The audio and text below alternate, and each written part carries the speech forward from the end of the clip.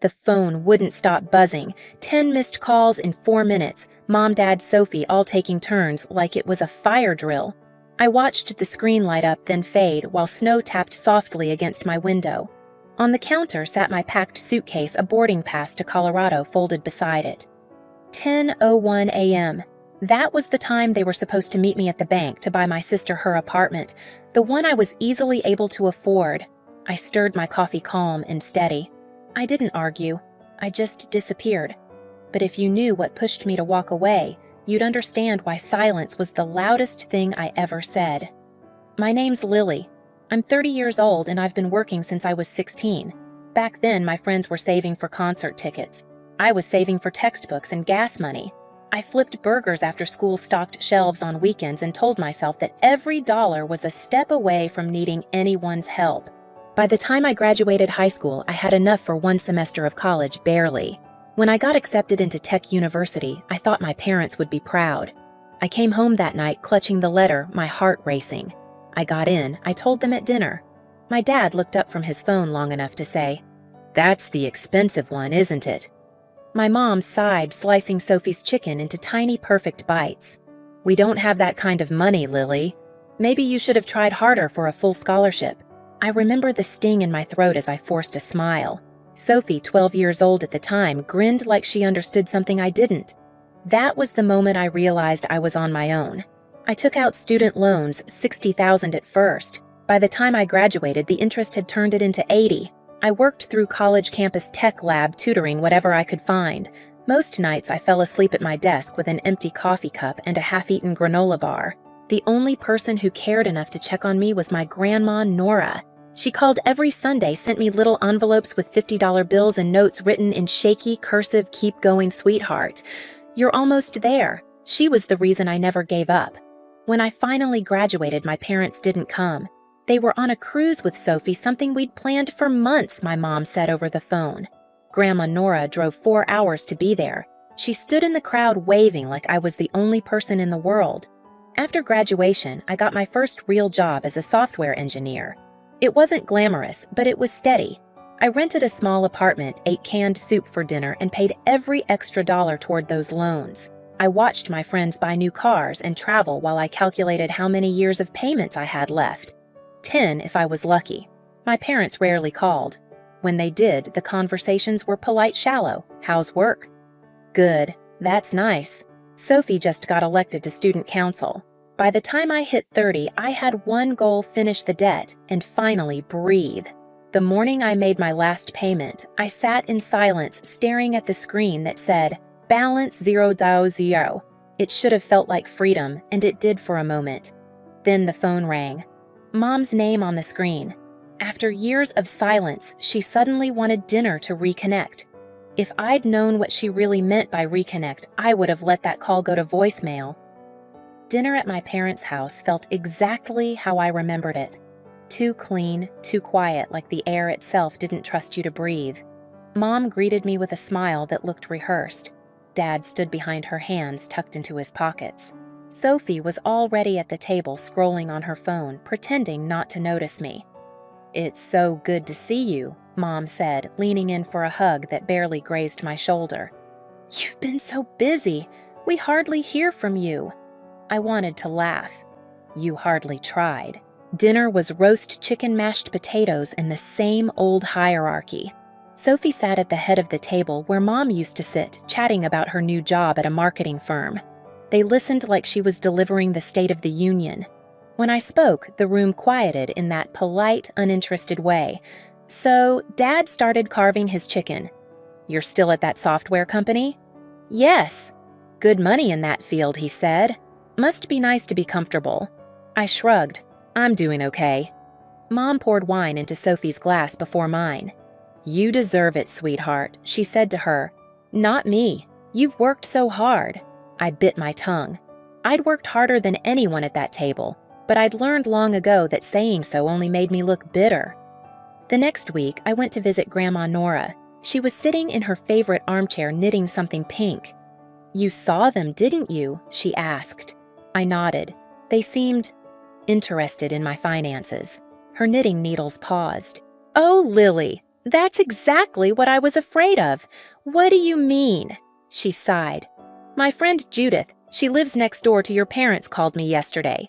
Said she overheard them talking in the yard. They're planning to ask you to help Sophie buy an apartment. Something about $350,000. For a second, I thought I misheard her. They want me to buy her an apartment. Grandma nodded slowly. They said you have a good job now, no student loans, that you could easily afford it. That phrase hit me like a slap. Easily afford it. I spent 12 years climbing out of a hole they helped dig, and now they wanted me to jump into another one for Sophie. I sat back, my chest-tight eyes burning but dry. They didn't even pay $1 for my tuition, I said quietly. They told me to figure it out myself. I know, sweetheart, Grandma said softly. I was there. I looked at the little clock on her mantel, the second hand ticking too loud. They never cared how hard it was for me, and now they think I'm just an ATM with legs. Grandma put down her knitting and reached for my hand. You don't owe them anything, Lily, not after everything they put you through. Her words sank deep. I had spent years waiting for that validation from anyone, and now, hearing it out loud, it didn't feel like permission. It felt like release. That night, driving home through the snow, I replayed her words in my head. My phone buzzed again. Mom, I didn't answer. The voicemail that followed was syrupy sweet. Dinner again next week. We'd love to catch up. I pulled over, staring at the glowing screen, and something inside me shifted. All my life I'd been taught that silence meant weakness, that not responding made me small. But sitting there, engine humming, snow drifting across the windshield, I realized something else. Sometimes silence is a strategy. They were planning their move, and for the first time, so was I. 2 weeks after that dinner, Mom called again. Her voice was soft, almost rehearsed. Your father and I were just saying how proud we are of you, Lily. Why don't you come by this weekend? We can have a nice family dinner. Sophie will be there too. It was the first family dinner invite I'd had in years. I said yes, knowing exactly why they wanted me there. Saturday came, wrapped in gray skies and sleet. I almost turned around halfway there, but curiosity or maybe closure kept me driving. When I stepped inside, the house smelled like lemon cleaner and control. The good china was out. Sophie's laughter floated from the kitchen. Mom met me at the doorway, a little too cheerful. You look so professional these days, she said, eyes flicking over my coat, my boots, my bag. Your job must be treating you well. It's fine, I said. Dinner began like theater. Polite small talk, exaggerated smiles. Dad asked about my salary out of curiosity. Mom mentioned how Sophie had found this beautiful apartment downtown, great location, 2 bedrooms near her office. Sophie jumped in. It's perfect, Lily. You should see it. I smiled faintly. Sounds nice. Mom set down her fork and folded her hands like she was about to lead a prayer. Your father and I have been talking. Sophie's at a point in her life where she needs stability, and well, you're in such a strong financial position now. Dad cleared his throat. We think it would mean a lot if you helped her get started. Maybe co-sign the loan or even cover the payments for a while. I felt something in my chest tighten, but my face didn't move. $350,000, I said slowly, as if tasting the number. Mom smiled. Exactly. It's not that much when you think about it. You could easily afford it. The sentence hit like a gunshot, word for word what Grandma said I'd hear. I set my fork down gently. The room went still. Of course, I said. If that's what you want. Relief washed over their faces. Sophie squealed, hugging me. You're the best. I knew you'd help. I hugged her back, my smile soft and hollow. That night, I went home and started packing. Not in anger, in clarity. I pulled out my laptop and typed a short email to my boss, Eric. You mentioned the Colorado branch might be expanding. If that position's still open, I'd like to be considered. His reply came within hours. Let's talk Monday. I stood in my half-empty apartment, cardboard boxes, open snow starting to fall outside. For the first time, I wasn't running from them, I was walking toward myself. They thought I'd show up at that bank to hand over my freedom. But the truth was, by the time they sat down to sign those papers, I'd already be gone. The week before the bank meeting, I moved like a ghost through my old life, packing boxes at night, canceling my lease, transferring my mail.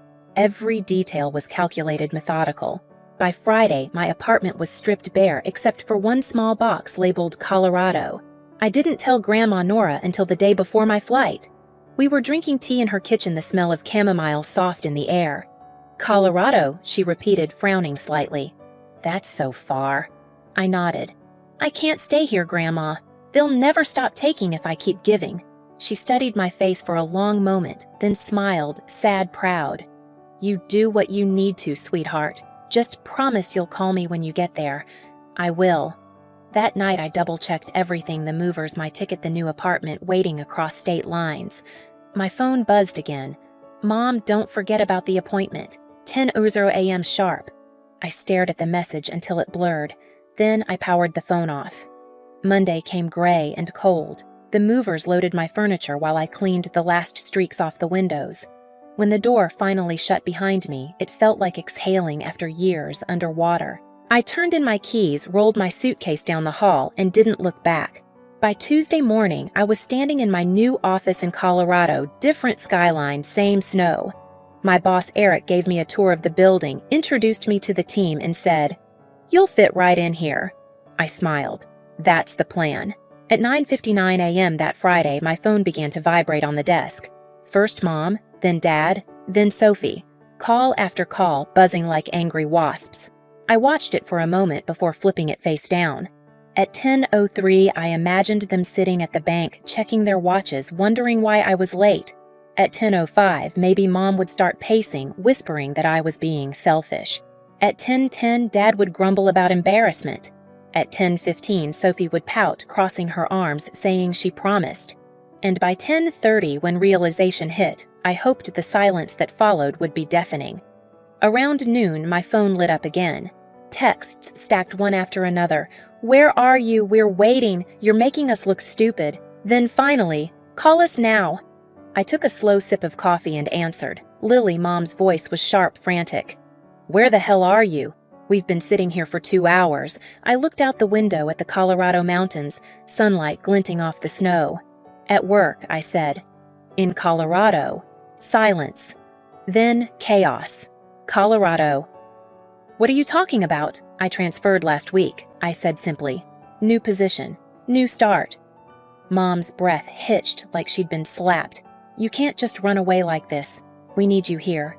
"No," I said quietly. "You need my money. There's a difference." "Lily, don't be dramatic. We're family. I interrupted, my voice calm, steady. "You mean the people who told me I wasn't worth a loan for college but mortgaged the house for Sophie's tuition? The people who missed my graduation because she wanted a cruise? Don't twist this," she snapped. "You're being cruel." "Cruel," I laughed softly. "Do you want to know what cruel is, Mom? It's watching your own child drown in debt and calling it tough love. It's pretending fairness when all you ever did was pick a favorite." Her voice cracked. "We just thought you thought I'd still be desperate for your approval." Behind her, I could hear Sophie crying. "Lily, please just help me. I need this place to start my life." I swallowed hard, then start it, but not on my back. There was a pause, a heavy, disbelieving pause, and then Dad's voice came through, rough and angry. "You're disrespecting your mother. After everything we've done for you," I cut him off. "What exactly have you done?" "Dad." Besides, watch, the line went dead quiet. I could almost see their faces. Mom's jaw tight, Dad's hand gripping the phone, Sophie's tears, half frustration, half shock. Finally, Mom spoke, her voice low and trembling. "If you hang up now, don't bother coming back." I smiled, a small, honest smile that no one could see. That's the idea. Then I ended the call. The phone buzzed again immediately, then again. I blocked their numbers one by one. Each block felt lighter, like cutting the strings of a puppet. For a few minutes, I just sat there, still listening to the hum of the office around me. My chest ached, but not from guilt, from relief. Outside, the light had changed. The snow was catching the sun, sparkling in a way that almost hurt to look at. I pressed my hand to the glass, the cold seeping into my skin, grounding me. In my mind, I could still hear Mom's last words. "Don't bother coming back." And for the first time, I believed her, and it felt like freedom. Later that afternoon, Grandma Nora called. Her voice was warm, steady. "They came by," she said. They wanted me to call you to make you see reason. I laughed softly. And did you? I told them reason left with you, she said. I told them they'd lost the only decent heart in that house. I leaned back in my chair, eyes closing. The hum of the office, the distant sound of typing, the smell of coffee, it all felt new, clean, untouched. I didn't argue, I said quietly, more to myself than to her. I know, she replied. That's why it worked. And she was right. I didn't need to shout to be heard. My silence had said everything. The next few days felt strangely quiet, like the world had turned down its volume. No more vibrating phone. No more guilt pressing at the back of my chest. Just silence. And for once, it didn't feel empty. It felt earned. I settled into my new apartment in Colorado, a modest one-bedroom with sunlight spilling across the hardwood floor every morning. I unpacked slowly, one box at a time, until the last thing left was a framed photo of Grandma Nora. I placed it on the kitchen counter next to a steaming mug of coffee. When she called that evening, her voice carried that soft, knowing smile I'd missed. "They're furious, you know," she said. "Came knocking on my door shouting about betrayal." "What did you tell them? That they've mistaken generosity for servitude," she replied. "And that I'm proud of you." I laughed quietly, staring out at the skyline, glowing pink against the snow.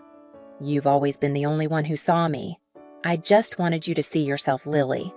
Later, I scrolled through my phone. Voicemails filled my inbox, Mom's anger, Sophie's tears, Dad's silence. I deleted them all without listening. Outside, the city lights flickered to life one window at a time. Somewhere far away, they were still sitting in that house, blaming me for not being the daughter they could use. And here I was, finally living like the woman I'd fought to become. 6 months later, spring finally reached Colorado. The snow melted into bright rivers along the sidewalks, and the air smelled like new beginnings.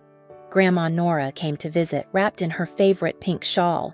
We sat on my balcony with cups of tea, watching the mountains turn gold in the afternoon light. "You know," I said, smiling, "I don't owe anyone anymore. Not their approval, not their forgiveness, nothing." Grandma reached over, squeezing my hand. That's what freedom sounds like. I looked out across the city, feeling the calm settle in. For the first time, I'm not running from something. I'm running toward me. If you've ever had to walk away to protect your peace, I hope this story reminds you you're not alone. Share your story below and stay with us for the next one.